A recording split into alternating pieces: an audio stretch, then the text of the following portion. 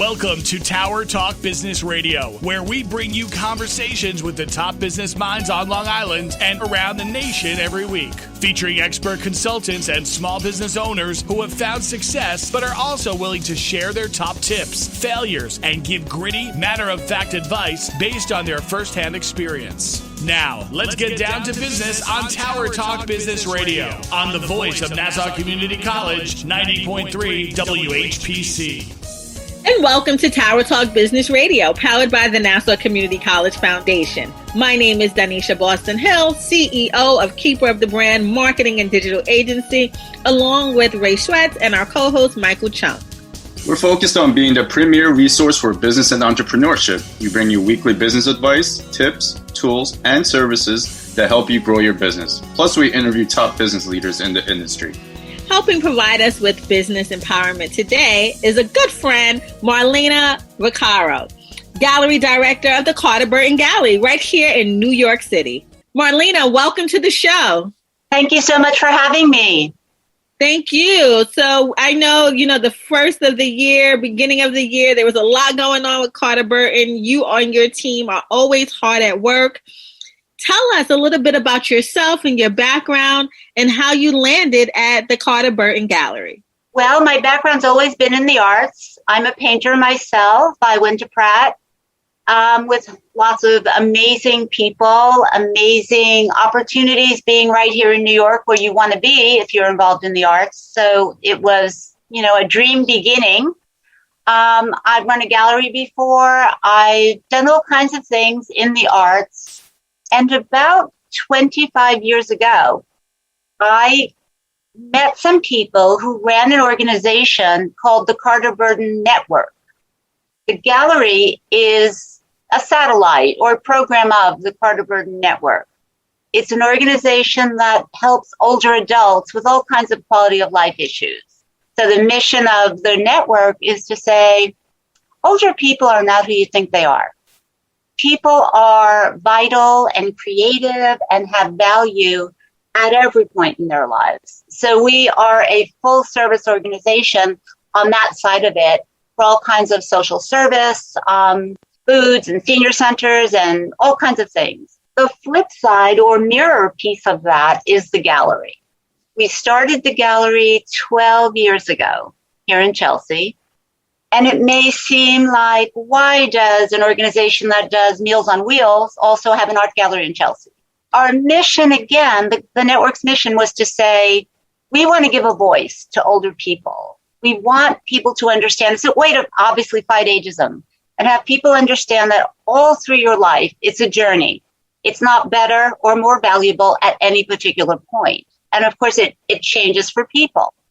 So the gallery's inspiration, instead of giving a voice to older adults, we wanted to give a wall to older adult artists. In the same way that, in general, we live in a pretty ageist world, the gallery world is very much that. If you are past a certain age and you haven't brought in the big bucks, as they say, and the people who bring in the big bucks are like 10 people, you're not very viable for a gallery show, particularly not in the heart of Chelsea where we are. So that was our kind of initial little seed of, I think there are a lot of artists here in New York, arguably the art capital of the world still, that aren't getting represented, not because the work doesn't warrant representation, but because of their age. So that was the beginning for this particular gallery. And so how does someone who's an artist of, seasoned age, that you service, how do they get involved? How do they, volunteer or have their art shown or participate in programs? Well, this gallery is run like any other commercial gallery. Although we are a not-for-profit, all of our protocols are that of any gallery in Chelsea. So an artist would go to the website. We show only professional artists. They go to the website, they submit work, and literally we go through every submission that we get. We do 10 shows a year. We in and out these shows very quickly because obviously we're sitting on some very expensive real estate here. So I like to show as many people as I can show. Also with the awareness that we are literally the only gallery, as far as I can tell, in the galaxy that shows professional older artists. We have looked far and wide to try to find anyone else doing anything similarly, and we cannot find it. There are senior centers that show art. There are all kinds of non-professional programs, but there is no professional gallery, as far as I can find, that does what we're doing and, have been doing for 12 years. So people will submit it just like you would to any gallery. What's not like any gallery is we really look at it. We look at every submission that comes in and get back to everyone. And we get 50 or 60 submissions a month. So we are getting hundreds and hundreds and hundreds. Wow. And I'm a true believer that, I surround myself with seasoned people because they're full of knowledge. And I like to I'm like a sponge. I want to absorb all that knowledge.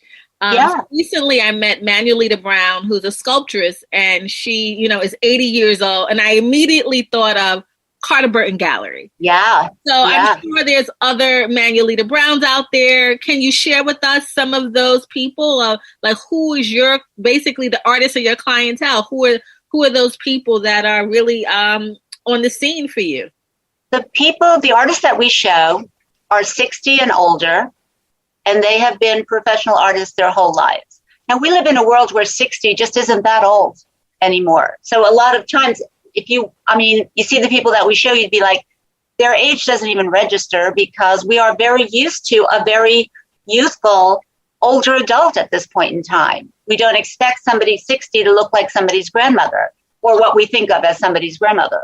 So we have a very, amazing group of people from 60 to a woman named Katinka Mann who is 96. And she is, at this point, the oldest artist that we're showing, and she's a sculptor as well. A remarkable woman, as vital and current and involved as anybody could be. That's so inspiring to hear, especially this collaborative effort that, artists have. And it's definitely a struggle to have, especially in New York City. It's a tough effort. Can you give us a little insight on, what led you to this? Maybe a little bit something about your personal life. Were you always an artist from the beginning, or were there like a certain transition that you had to go through to where you are today? Well, I've always been an artist. Yeah, that's all I've ever been. And I've been involved in arts businesses all my life. But when I came to know the Carter Burton Network and began to work for them, it wasn't arts related initially. It was really one of those, something I had never done in my life, do something for others kind of organization. They were a helping organization. And I was helping with Meals on Wheels and senior centers and programs that they had in existence. But because my background was in the arts, those were the things that I knew how to do. And very shortly after my beginning there, we started focusing more on the arts. I don't know, maybe 10 or so years into it, a not-for-profit arts organization asked if we wanted to take on their organization they couldn't sustain any longer. And that was really the beginning of our big jump into, it wasn't a gallery or anything like that, but it was a space.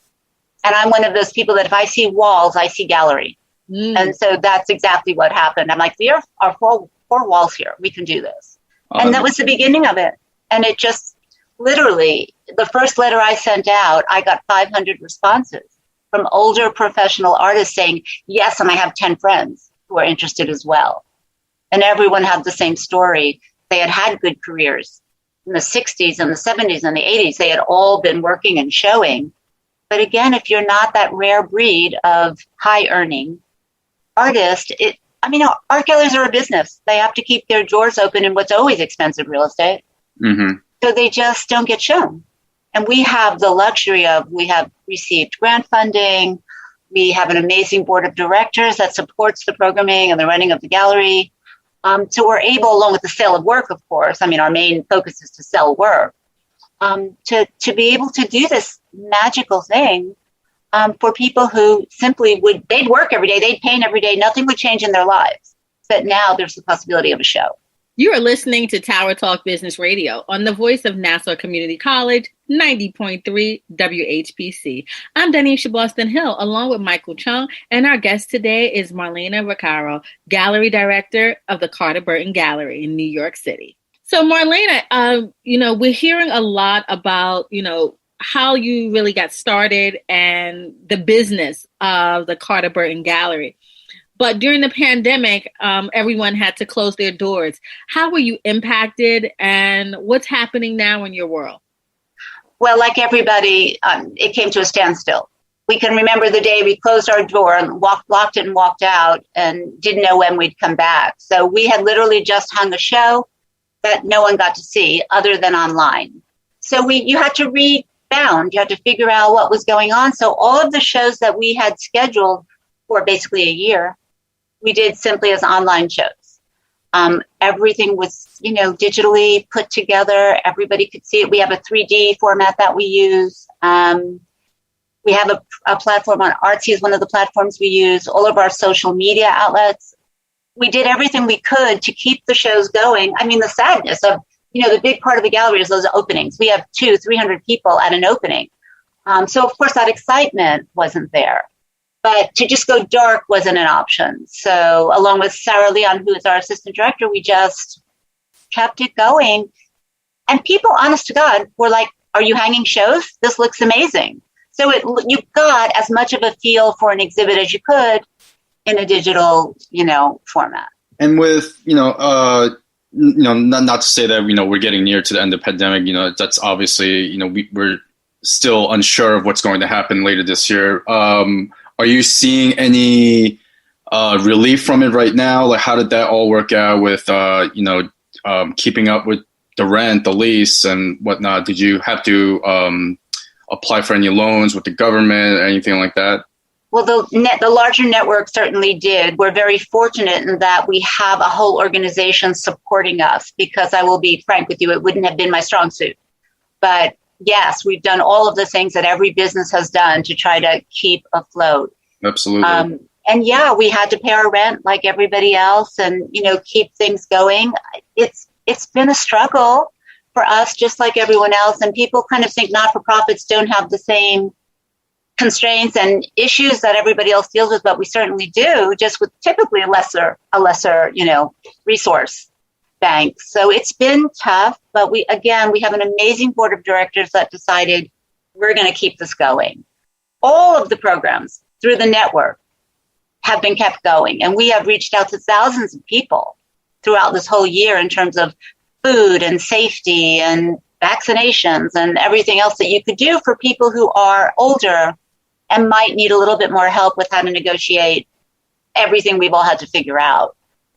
So it's been amazing. The artists that we deal with, about 150 or so, sounds funny to say a core group of 150, but it is about that, are very able. So they've all been, taking care of themselves and using caution and making sensible decisions. And everybody, thankfully has been fine and surviving, and not even surviving, working. So now you're home 24 hours a day.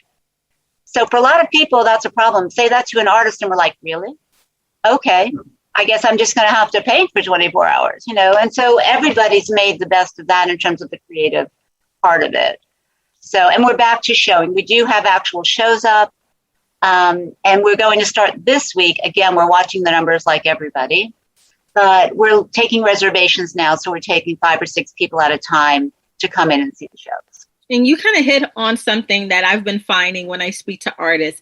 And that is really, during this time, they, most of them were able to, be introverted but let their creativity shine through. Do you find that people are showing you more and contacting you more about, their new inspiration or the things that have inspired them over this, pandemic? And allow them to be a little bit more creative, and because they do have more time. They did have more time. Yeah, absolutely. I guess probably not more creativity, but as you say, more time. And that's all an artist needs. I mean, time is the thing everybody's looking for. So yes, everybody's got their sort of pandemic body of work. We do a Zoom every week with 50 or 60 artists on it. And one artist each week shows the work that they've been working on. We've been doing it every week for the year. And it has been a phenomenal way to stay in touch with the artists, but also for everybody to show, since we're not here doing it, what they've been working on. And it's very personal and very intimate. And I think the one difference has been a renewed kind of intimacy between the artist and the work, because it has been just the artist and the work for this year.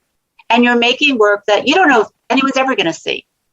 And that's a very freeing experience. You know, the one great or terrible thing about making art is there are no rules. Then take away anybody seeing it, it's total freedom. It's admiring to see. I mean, just that resilience that, you know, artists have to go through, and what you had to go through, go through in the pandemic. And, it's just again, yeah, it's so inspiring to hear, you know, that you've gone through this struggle, and to be able to still last. And where in most businesses in New York City, so many, just me personally, just hearing about, in like restaurants, for instance, yeah. Just iconic restaurants that I remember growing up going to, and just shutting down, and all these little mom and pop stores closing. And, you know, it's I truly believe that in New York City that that our artist community is still exists, it's still vibrant. And that's what really, I honestly think it's one of the very last things that really gives the character of New York City. I believe like the city itself has gone through a lot of changes culturally. So it's just really, again, hate to be repetitive, but it's just so really inspiring to see that people are so resilient these days. No, it is. And you know what, too? Artists have to be resilient. Okay, nobody pays an artist typically for the work they do. If you're one of those lucky people that gets a show, and this isn't even just age related. You know, I've been an artist at every age, and it's hard to get a show whether you're 20 or 80. Then you get a show, and then it's hard to sell something from that show. So artists have always had to have plan A, B, C, and D. And I think that that's helped them during this, because we're constantly pivoting. We're constantly figuring out, how do I make this work? How do I survive? How do I find the time to do the things I have to do and still be responsible? So I think, well, obviously this has been a nightmare for everybody. Artists had some skill sets they could draw on to kind of make the best of it. And Marlena, if there's someone that's listening out there and they decided, you know what, during this time, I picked up a paintbrush or, stencil pens or pencils, and now I think I want to follow my passion. How does one get involved in becoming, a part of the Carter Burton Network, or at a seasoned age or any age, involved in the art scene? Well, that's a tricky question, because it's almost impossible. But, getting involved with the Carter Burton Network is a very easy thing to do. We have several senior centers that are very high end in terms of their art classes and art projects. We've got a ceramic studio and painting studios and jewelry and mixed media studios. So if somebody in the course of this year found that part of themselves, and we all know how therapeutic that can be for people who have been non-artists, almost everybody that I meet has a secret story of how they always wanted to be an artist, but they became a doctor or they became a lawyer or other wonderful things. But secretly, you won't find most artists saying, I always wanted to be a doctor or a lawyer. We get to be that magical thing that a lot of people want to be. And we take all the difficulties that come with that. But to break into it, yeah, there's no easy way. But for somebody who's just finding that part of themselves, I would say, go to your local senior centers. Certainly go to the Carter Burton Network senior centers. On our website, you can find them, because the teaching artists and the studios there will open up a whole new world. Will you get a show in a Chelsea gallery? I don't know. You might. I mean, people do remarkable things. So for those who, want to be part of any projects or assist in any way with the gallery, is there a contact info that people can reach out to, an email or phone number? Yeah, our website is the best way probably to reach us, and it's just carterburtongallery.org. And we really do. We get back to everybody. We are so committed to this idea of a network of older professional artists having a place where they can support each other, feel like there's a community around them, and that they're not like that odd, isolated. Artists are isolated to begin with. So as you get older, you get more isolated. So this gallery, as much as showing the work, is bringing artists together to be able to share what it is that we do. Certainly something that all artists need, especially during these unprecedented times. Yeah.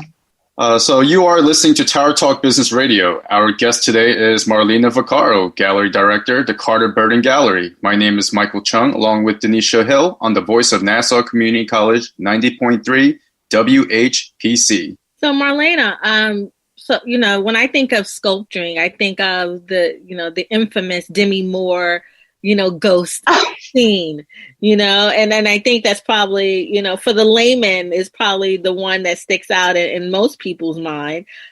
She found inspiration from love. Where do most artists draw upon? Is it different for different people? Is it, what is it for you? I'm sure it is different for different people, but I think like any artist, whether it's visual arts or performing arts or music, you draw from yourself. You draw from your own experiences. You draw from the things that affect you, the things you love, the things you hate, things that are troubling. You draw on the things that make you feel blessed. It's anything that creates an emotion, I think, is what makes somebody decide to express it in some way. Because it's not as though you do it with the knowledge that I'll spend 5 hours doing this and I will make $1,000. Most jobs, when you work, you get paid. Since an artist doesn't get paid, they are doing it purely from this compulsion, in a sense, almost, to say, I have to do this. No one may care, but I'm going to keep doing this. And that's what our artists have done for, some of them for 60 or 70 years. And you just don't stop, Right. You keep going. That's like entrepreneurship. You keep going. And for those people out there, like, what is it like to sell your first piece or have that first experience of a gallery picking you up and saying, hey, we want you to show here? I think it's got to be one of the most exciting feelings an artist can ever have. It's a validation. It's the excitement of the possibility of selling something. And we all want to sell. We want to sell the work. But it's that first time you walk into a room with big white walls. It's not your studio. It's not dark and dingy or whatever it might be. It's a beautiful, big white space in the heart of Chelsea, which is kind of like being on Broadway for a performer. It's exactly where you've always dreamed of being. And that experience of just seeing it all I've seen it on every face that's ever walked in here when they see their show first hung. It's overwhelming. It's satisfying. It's frightening because also there's nothing between your work and the people coming in and seeing it. So you are out there for everybody to see. And you've probably been working on it for, 10 years by yourself.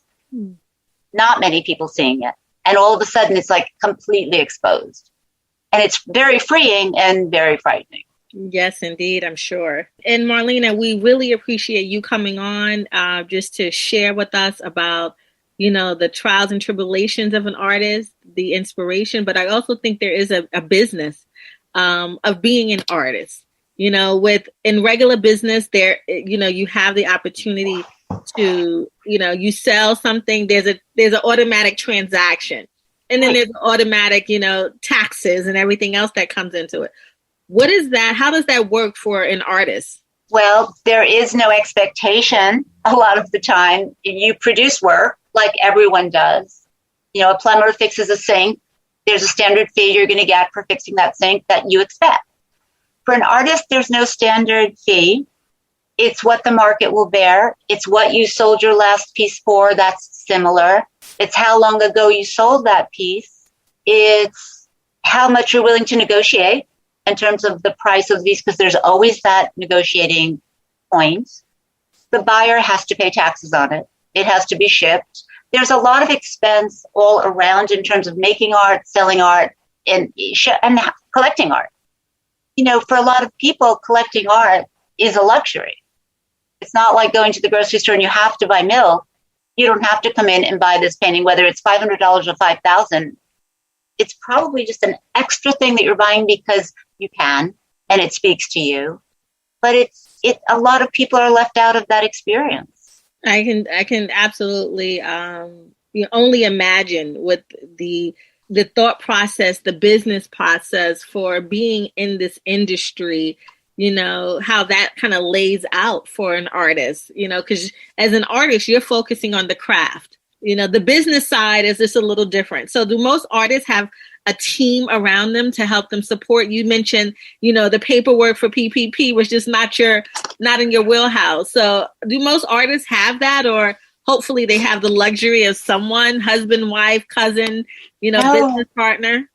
No, I wish I could say a resounding yes to that, but they do not have anyone, because no artist goes into it knowing they're going to have to do those things.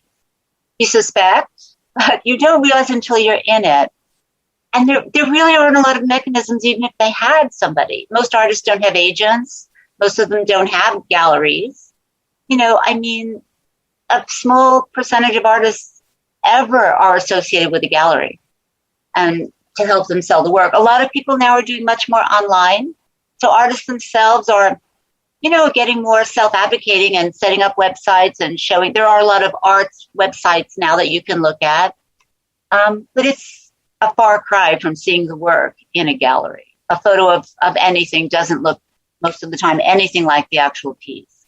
So I think it's just one of those huge sacrifices that artists make, but it's also a sacrifice anyone who opens a gallery makes.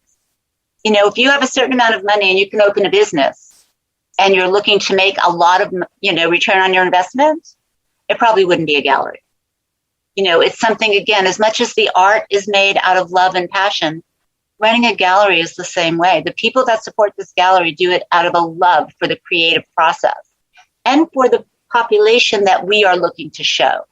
To say older adult artists, people, whatever you might be, are here to stay, and they're doing valuable and creative and exciting things. One of those things isn't necessarily making a ton of money. So Marlena, just for our guests that are listening and watching, can you share with us, the website once again, and so that they can contact you and get involved? Yeah, the website is thecarterburtongallery.org. We're on 28th, very near 11th Avenue in Chelsea. And we welcome everybody to come by. We welcome everybody to submit. If you're questioning, am I a professional artist or not? If you are, and if you're really on the borderline, submit work.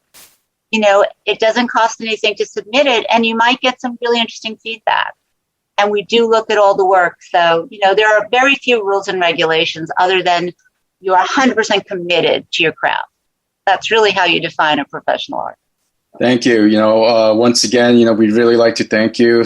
Thanks for making the time to come to our show. So for those who are listening, we'd like to thank our guest, Marlena Vaccaro, Gallery Director, the Carter Burton Gallery. We want to thank you for being here with us today. My name is Donyshia Boston Hill, along with Ray Schwetz and Michael Chung, your co-hosts and producers. This is an NCC Foundation Business Leaders Council production. Visit ncc.edu/WHPC for more information. Available on iHeartRadio as a podcast on iTunes, Android, Podcast, and Spreaker. This has been Tower Talk Business Radio, powered by the Nassau Community College Foundation on the voice of Nassau Community College, 90.3 WHPC.